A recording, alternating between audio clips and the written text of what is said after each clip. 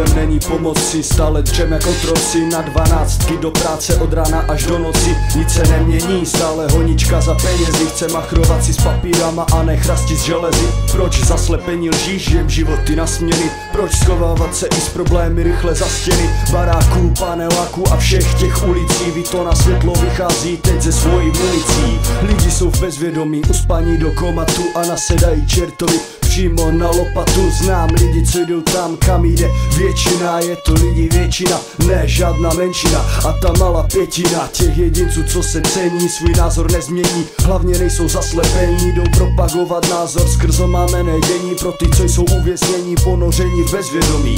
Já nemám dosti omluvy za ty moje sady. Na chlastu v bezvědomí jsem měl mozku výpady. Matka mě dala rady a poslechnul kamarády a vytvářel jsem si zločin tajně za jejími zády. Totálně bez nálady zažíváme tvrdé pády a na tělo si připouštíme ty nejslištější hady. Asi protože jsme tak nehorázně mladí a poslouchat zásady do hajzlu nám hrozně vadí. Souzení právem nastane až na konci cesty, kdy skončí všechny testy a nastanou tvrdé tresty. Všichni chcou se, až je pozdě tady vyhnout base za ty věci, co jsou v pase na špatné životní trase. Chyby v bezvědomí způsobené v minulém čase, pocity nedůvěry a nedůvěra sama v hlase. Chyby v bezvědomí způsobené v minulém čase, pocity nedůvěry a ta nedůvěra sama v hlase.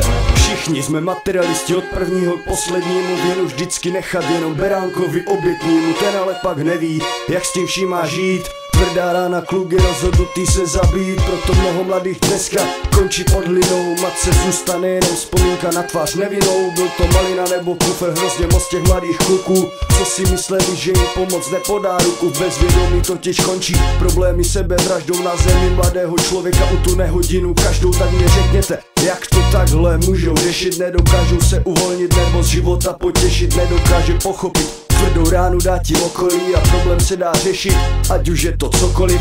Chtěl bych se z toho všeho tady jednou probrat, nebo na všechno zapomenout a tím všechno posrat.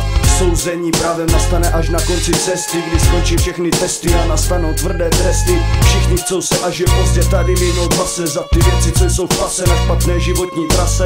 Chyby v bezvědomí způsobené v minulém čase, pocity nedůvěry a nedůvěra sama v hlase. Chyby v bezvědomí způsobené v minulém čase, pocity nedůvěry a nedůvěra sama v hlase.